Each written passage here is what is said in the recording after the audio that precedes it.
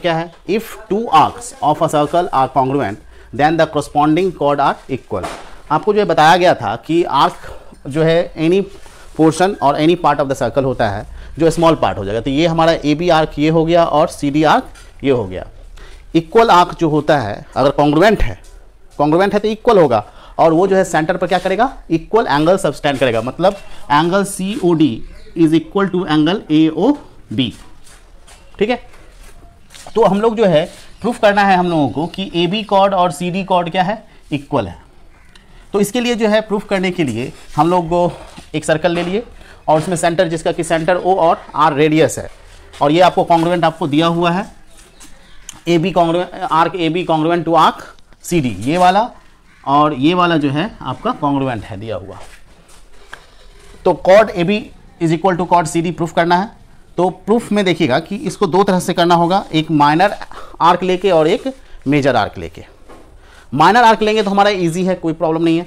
तो minor arc में देखिएगा कि अगर माइनर आर्क हो A B when A B and C D are minor arc, तो क्या करेंगे, ज्वाइन कर देंगे सेंटर को ओ से ए को, ओ से बी को, ओ से सी को, ओ को डी से ज्वाइन कर दीजिए। एंगल अब देखिएगा इस ट्रायंगल में क्या हो जाएगा, in triangle A O B और ट्रायंगल सी ओ डी ले लीजिए। इसमें क्या होगा, ये साइड इस साइड के बराबर रेडियस है और ये साइड इसके बराबर रेडियस है, या फिर ले सकते हो ये साइड इसके बराबर और ये साइड इसके बराबर भी ले सकते हो, कोई प्रॉब्लम नहीं है। तो A O is equal to O C radius of circle और O B is equal to O D, ये भी रेडियस ऑफ सर्कल है। अब जो है हमारा जो है एंगल जो है, क्योंकि ये कॉर्ड जो है कॉन्ग्रुएंट है, ये आर्क जो है कॉन्ग्रुएंट है, ठीक ना, A B arc C D के कॉन्ग्रुएंट है। जब कॉन्ग्रुएंट होगा तो उसका मैग्नीट्यूड जो होगा मेजरमेंट बराबर होता है और इसका जो सेंटर पर जो एंगल होगा वो बराबर हो जाएगा। तो angle A O B is equal to angle C O D होगा।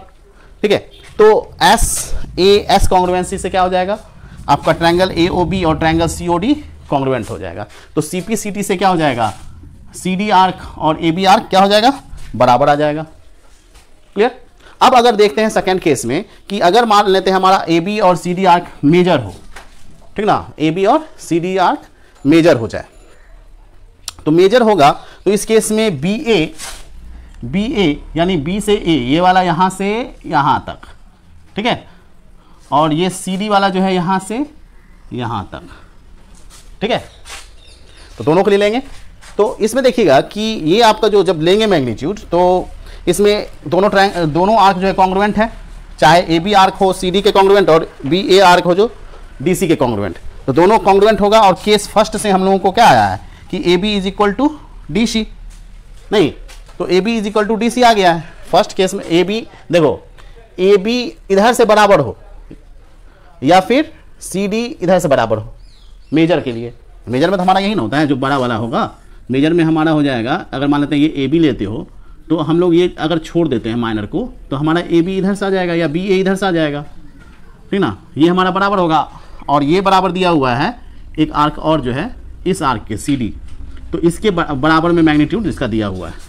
तो दोनों जो है आर्क तुम्हारा बराबर है, दोनों बराबर है। तो अगर मेजर बराबर है तो माइनर क्या हो जाएगा, बराबर, केस फर्स्ट से। और माइनर बराबर है तो माइनर बराबर है, तो ये तो हम प्रूफ कर चुके हैं कि ए बी जो है यानी बी ए सी डी के बराबर हो जाएगा या डी सी के बराबर हो जाएगा।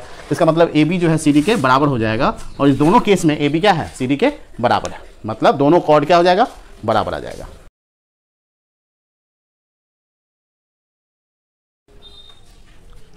देखिएगा जस्ट ये जो है हमारा थ्योरम नंबर हो जाएगा 6, और ये जो है थ्योरम 5 का जो है कन्वर्स है। तो इसमें देखिएगा कि दिया हुआ है if two chords of a circle are equal then their corresponding arc semi circular minor और मेजर आर कॉन्ग्रुएंट। चाहे कोई भी क्यों ना हो आर्क, वो क्या है, इक्वल है।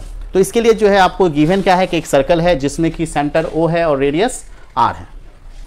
अब अगर मान लेते हैं कि चाहे वो ए बी और सी डी आर्क क्या है, वो सेमी सर्कुलर हो या माइनर हो या फिर मेजर हो, तुमको प्रूफ करना क्या है कि ए बी और सी डी कॉन्ग्रुएंट है।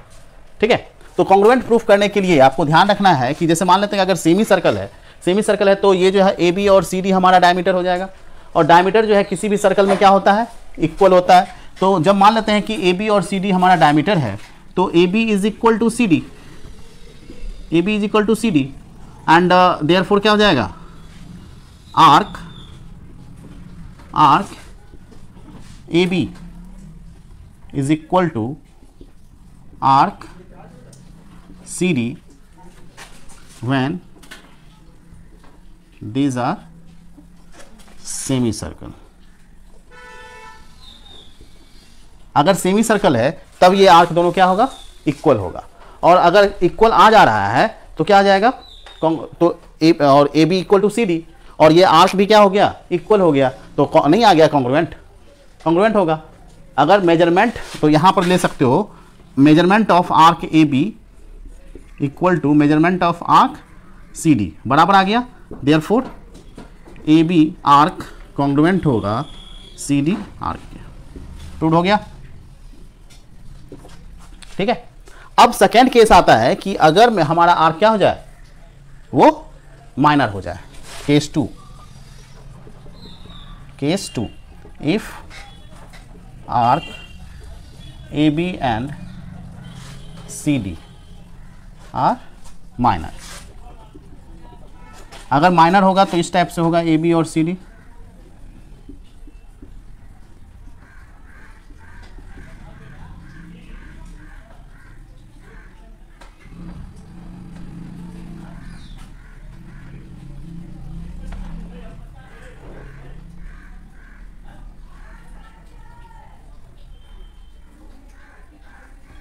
तो इसमें क्या करना पड़ेगा, जस्ट हम लोग पहले किए ही हैं, तो हम लोगों को क्या करना पड़ेगा कि इस आर्क से सेंटर पर एंगल फॉर्म करेंगे और ये कॉर्ड को ज्वाइन कर देंगे। क्योंकि जो है तुमको दिया हुआ है सर्कल में कॉर्ड ए बी और कॉर्ड सी डी क्या है, कॉर्ड ए बी और सी डी जो है बराबर है। तो since A B is equal to C D, chord बराबर है, तो ट्रायंगल में चले जाओ। इन ट्रायंगल यहाँ ओ ले लो, सेंटर ओ ले लेते हैं। Triangle A O B and triangle C O D, तो इसमें क्या होगा, A B is equal to C D बराबर है, और O A is equal to O C, और O B is equal to O D. ये है रेडियस, रेडियस बराबर होता है। तो देयरफॉर अभी एंगल नहीं दिया है इक्वल, ठीक ना, तो साइड हमको दे दिया है, कॉर्ड बराबर दिया हुआ है, दोनों साइड भी बराबर है, तो एस एस एस कॉन्ग्रुएंसी लग जाएगा। From S S S congruency,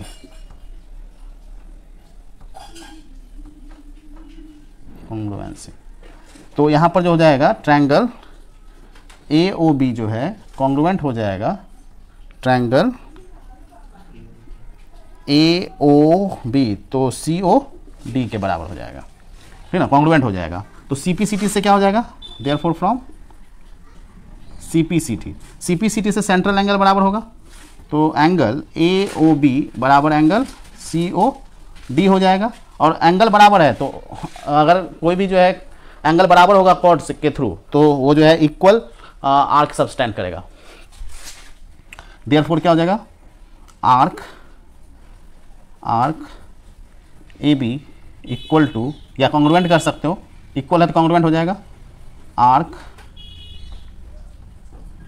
CD, और हैंस क्या हो जाएगा, हाँ तो हो ही दे गया, आर्क इक्वल आ जाएगा। यहाँ पर आर्क, पहले आर्क बराबर कर लो, कॉन्ग्रुएंट मत करो, पहले आर्क, ये तो आर्क बराबर हो जाएगा, और आर्क बराबर होगा तो क्या होगा, देयरफॉर आर्क AB कॉन्ग्रुएंट हो जाएगा आर्क CD। क्योंकि आर्क अगर बराबर है तो उसको अगर प्लेस करेंगे दूसरे आर्क पर तो वो क्या हो जाएगा, कंसाइड कर जाएगा, और इसी कारण जो है दोनों क्या हो जाएगा, कॉन्ग्रुएंट हो जाएगा। मेजरमेंट बराबर हो गया, सेंट्रल एंगल बराबर है, क्लियर है,